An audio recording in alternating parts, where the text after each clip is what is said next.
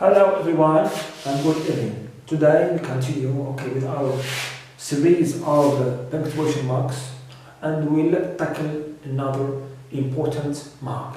It is the colon.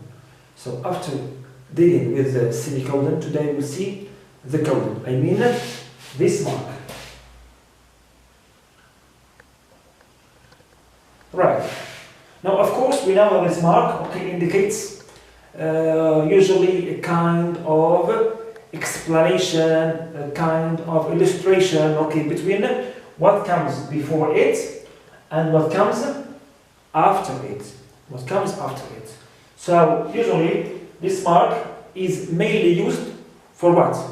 For indicating that what comes after the colon is simply a kind of explanation or illustration of what comes before it. Right, before it. So this is simply the first use of our today's mark, which is the colon. The colon. Here is its shape. So number one, you write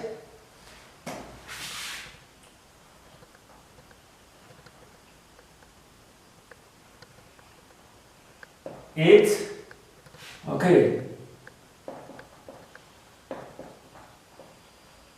indicates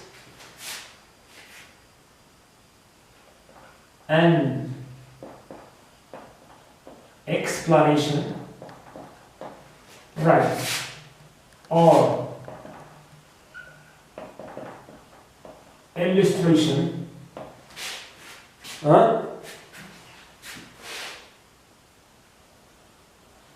of what comes after it to what precedes it. Right, for example, you write I like novels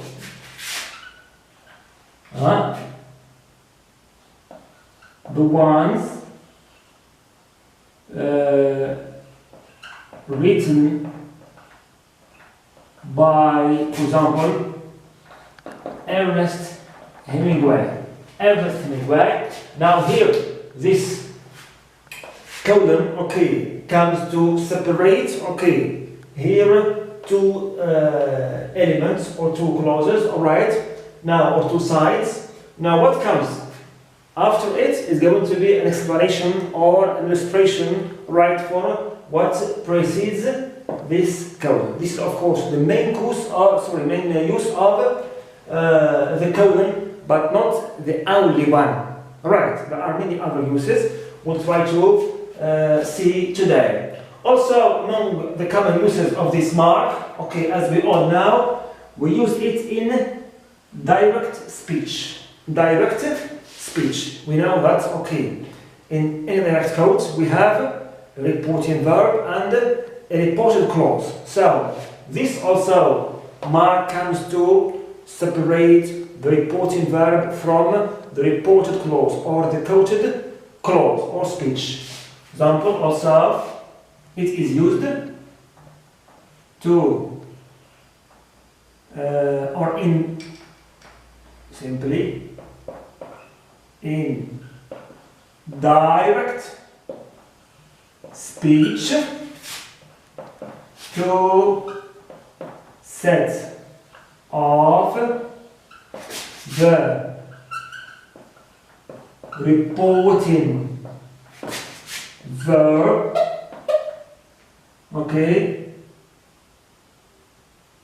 and the reported clause. Example, you write, she said, or she asked even if this direct speech, okay, is a statement or a question or order, okay, we always use okay, the colon, right, to separate the reporting verb from okay, the rest of the counter clause. So she said here, as you know, it's optional whether you put a comma or colon here, or also colon here. Okay, and we write, she said, for example, I am tired. I am tired. I am tired. Clear. So it's up to you here to put either comma or colon. Okay, both are correct and both are okay, academic, and no harm done if you use okay, any one of them. Good.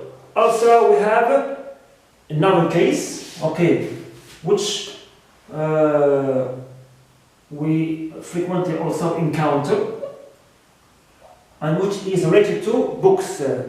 Sometimes some books, as you know, have a simple title, while others have, if you can say, a title of two parts, what we call main title and subtitle.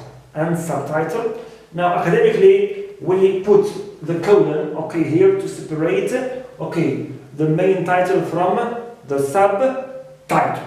All right, so we write here.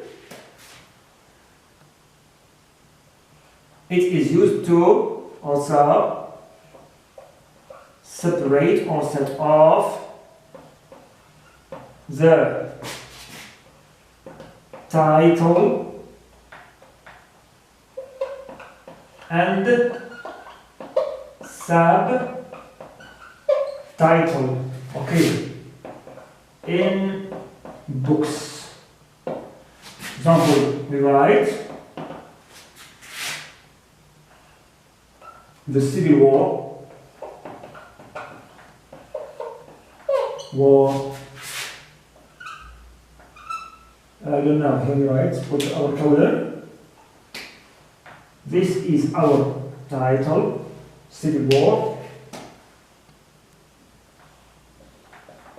Secrets, secrets, and for example, ideology.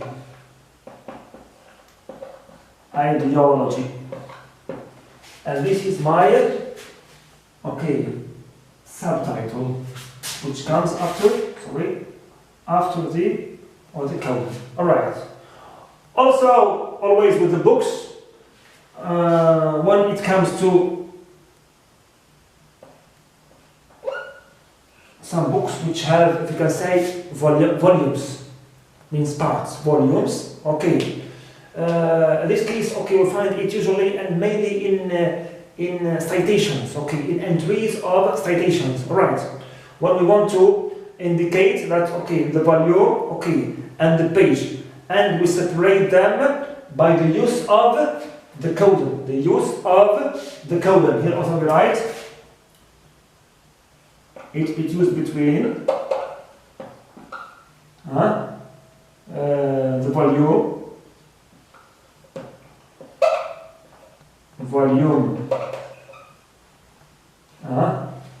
number, whether of book or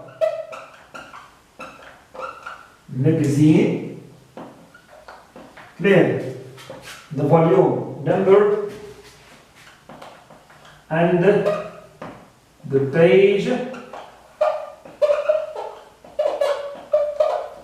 number. The page number. Example we have here. I don't know. This book, okay, is taken from, I don't know, volume number 3, okay. Volume number 3, because usually volume numbers, okay, are expressed using Roman numbers. Okay, Roman numbers. Put our code in here. Then we put the number of the pages. Stands we write 22, then hyphen 23. Right. So in this case, we find it mainly in entries. Okay, when we cite a book, right, we have to respect, okay, these norms and use here the colon to separate the two elements here, the two elements. Right. Also, we have another widely used case, which we use even in our daily life, clear daily life, and it concerns something important in our life, which is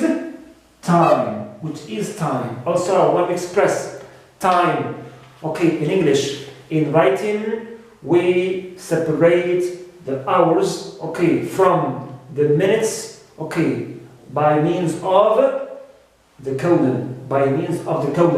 Right. Between, so it is used between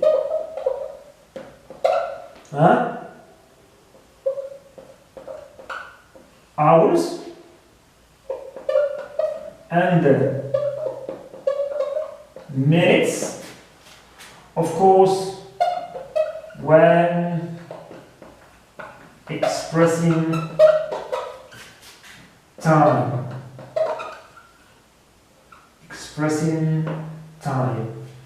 Example, it is 12, okay, or 25 past 12. 25 past 12. 25 past 12, right here. Example.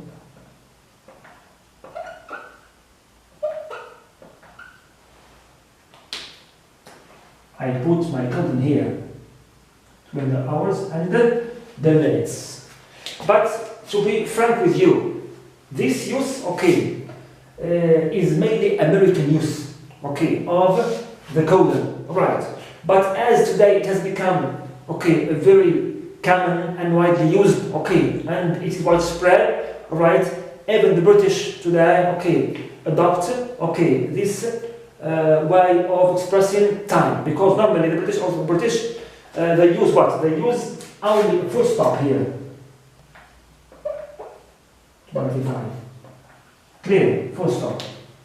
To express time. This is the British way of expressing time in writing. They use a full stop, while the Americans use a colon. But as this use has become popular, okay, and used worldwide, we adopted our lesson, we consider it among, okay, the main uses of this mark. The main uses of this mark.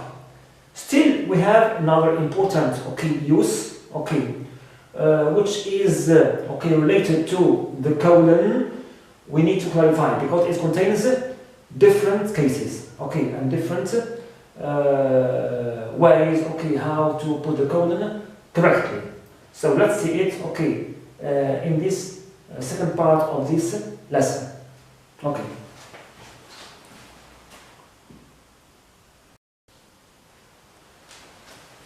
So last but not least, okay, we have, okay, the case of listing with the colon. And under listing we have, okay, three major cases also. So, right, number 6, or the sixth use or rule for the use of the colon, right. It is used while listing. But how? The first case, when we mentioned before the listed items, okay, some words, okay, like the following, as follows, these, okay, thus. Here, okay, we put between these words and the listed items a colon. Alright, so we write here, while listed, an arrow,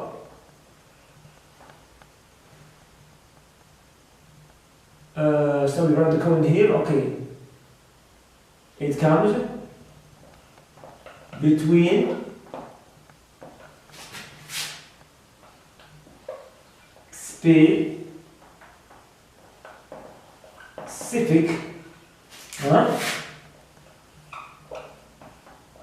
words. Right, like what? Like the following. The following.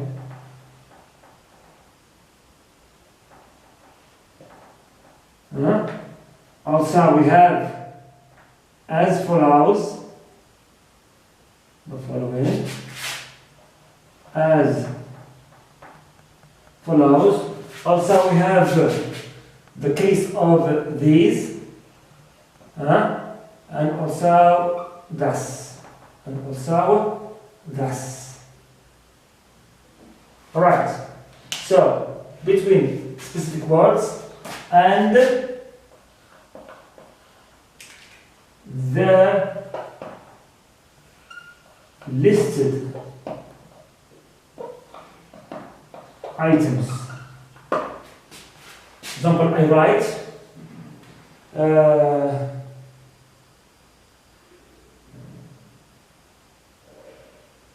he is characterized, okay, as follows. As follows, we write here, he is characterized as follows. As follows. Serious. Elegant, and for example, and brave. So he is characterized as follows: serious, elegant, and brave. Okay. Or for example, if you want to do this, you need many items like these: first, second, and so on. All right. Good. Also, we have a listing another case. When you introduce before the listed items the general word, general word which contains or which comprises all these items. Example, I write an example. I like many colors. Many colors.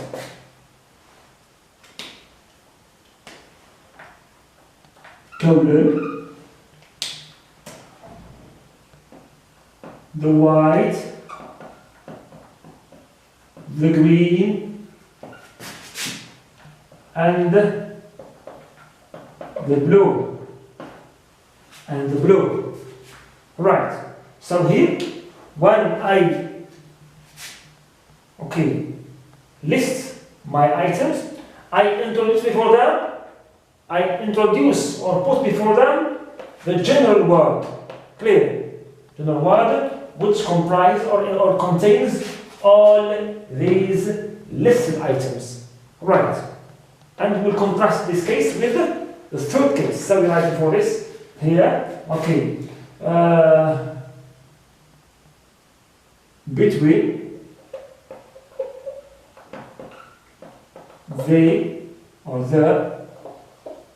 general word, of course, that includes the list items, and the listed elements.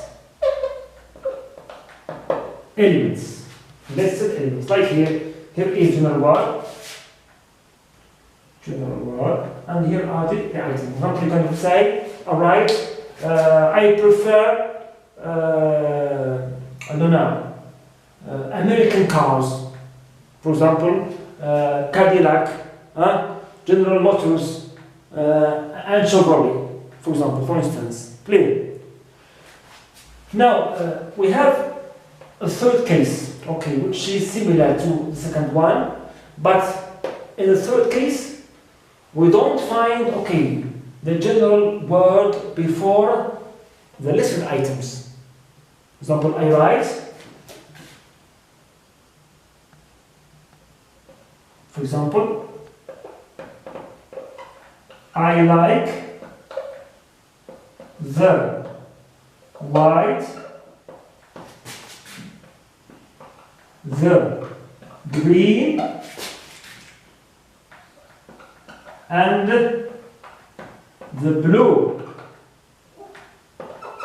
colors on documents. Now, as you see here, we have started directly listing the items without introducing or putting before them the general word that contains or includes all these colors on items. Unlike here, we put the word colors, the general word. Here, there is now general word, and we start directly, listing our elements. So here, in this case, we don't use the colon. Alright, so here, we don't use any colon. There is nothing here. Alright, nothing. You write directly, I like the white, the green, and the blue colors directly. Alright, but in case you introduce before the listed items general word, which comprises and includes all those elements, here you must separate this general word from the other elements by means of our colon, our mark, which is the colon. Okay. What is left in our lesson of today is only a kind of hint, or slight remark about, what we said in one of our previous lessons, just in case, right, you find, our colon used, in another case, which we haven't mentioned in this lesson, so we need to refer to it now, alright. We said that in letters, the British, or in our lesson also, we adopt, the use always of commas after both salutations and closings. But if you remember also, we said that, the Americans, right, put dear sir. Right, so the Americans, put at the end of business or formal salutations a colon, not a comma. The British always put a comma after salutations, whether they are formal or informal. But the Americans, if the letter is formal, business letter, they put a colon, and this is special with the Americans, US. So for us, we must always put commas, not colons. But in case we find the colon here after a business letter salutation, it's not wrong. It is American. It is American. But we in our lesson, and course, we always use the comma. So this is our last remark, with which we'll end our simple lesson today, hoping that things are clear, and also become clearer, with my examples and my explanation, and also my colors on the board.